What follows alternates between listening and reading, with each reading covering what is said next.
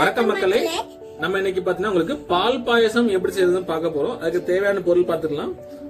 சீனி எடுத்துருக்கிறோம், அது மாதிரி ரோஸ்டர் சேமியா, இது அது மாதிரி ஜவ்வரிசி, கொஞ்சம் திராட்சை, முந்திரி பருப்பு, ஏலக்காய் எடுத்திருக்கோம், அது மாதிரி பால், அது மாதிரி நெய்.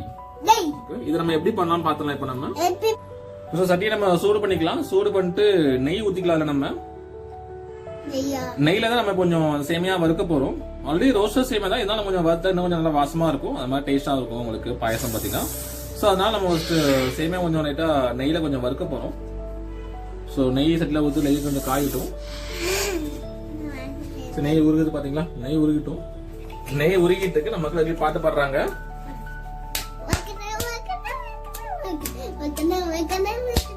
நெய் உருகிருச்சு. இப்ப நம்ம சேமியா போட்டு கொஞ்சம் அப்படியே ரோஸ்ட் பண்ணிக்கலாம். இப்ப நம்ம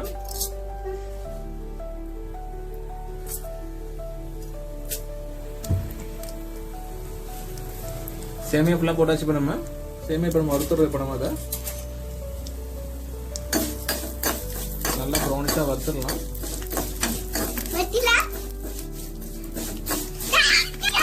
சேமியா நல்லா ஃப்ரை பண்ணியாச்சு. இப்ப நம்ம நல்லா ரோஸ்ட் ஆயிடுச்சு. இப்ப நமக்கு சேமியா வத்தாச்சு. சோ அதை நம்ம இன்னொரு பாத்திரத்துல மாத்திடலாம். மாத்திட்டு நம்ம இதை வேக வச்சிடலாம். முதல்ல சேமியாவையும் அது மாதிரி ஜவ்வரிசியும் வேக வச்சிடலாம். சோ அப்பதான் பாயசம் வந்து நல்ல ஒரு கன்சிஸ்டன்சியா கிடைக்கும் நம்மளுக்கு. சோ அதனால இன்னொரு பாத்திரத்துக்கு மாத்திரம் நம்ம அதை வறுத்த சேமியாவை சேமியா மாத்தியாச்சு. இப்ப நம்ம சோ மாத்திட்டு அதோட ஜவ்வரிசியும் போட்டுட்டு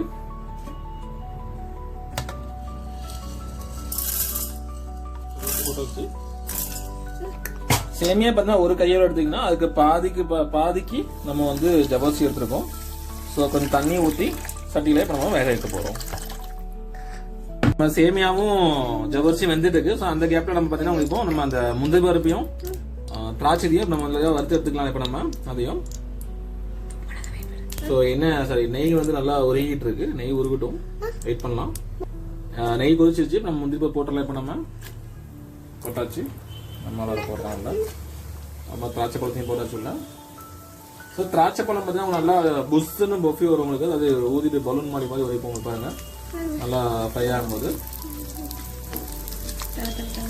ஸோ ஃப்ரை பண்ண வச்சுருக்கோம். அந்த திராட்சை ஊது பார்த்தீங்கன்னா ஃப்ளாட்டாக உள்ளது பார்த்தீங்கன்னா ரவுண்ட் ஆகிடும் உங்களுக்கு. ரவுண்ட் ஆயிடுச்சு.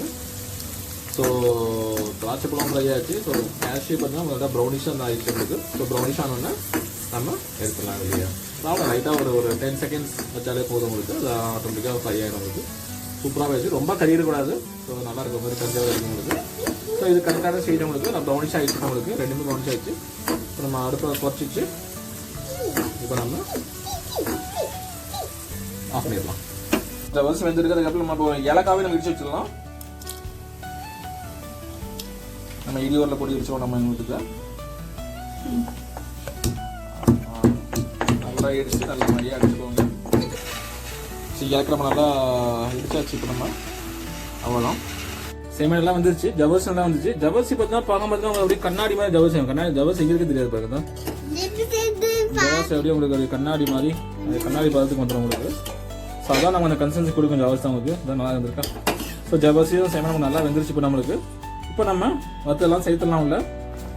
ஸோ நம்ம இன்னைக்கு வந்து 100 கிராம் 100 மில்லி பால் எடுத்துருக்கோம். ஸோ பால் உள்ள ஊற்றியாச்சு நம்ம இருக்கு.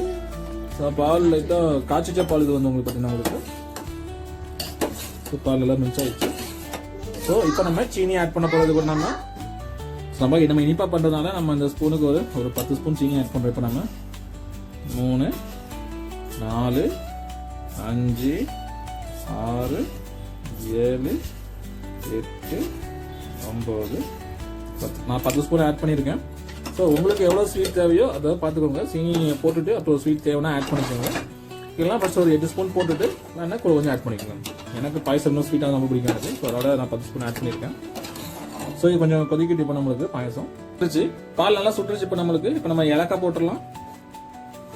நம்ம இடிச்சு ஏலக்காய் போட்டாச்சு. இப்போ நம்மளுக்கு ஸோ ஏலக்காய் போட்டுட்டு அப்புறம் நம்மளுக்கு அந்த வறுத்து வச்ச முந்திரி பருப்பையும் முந்திரி பழத்தையும் போட்டுடலாம்.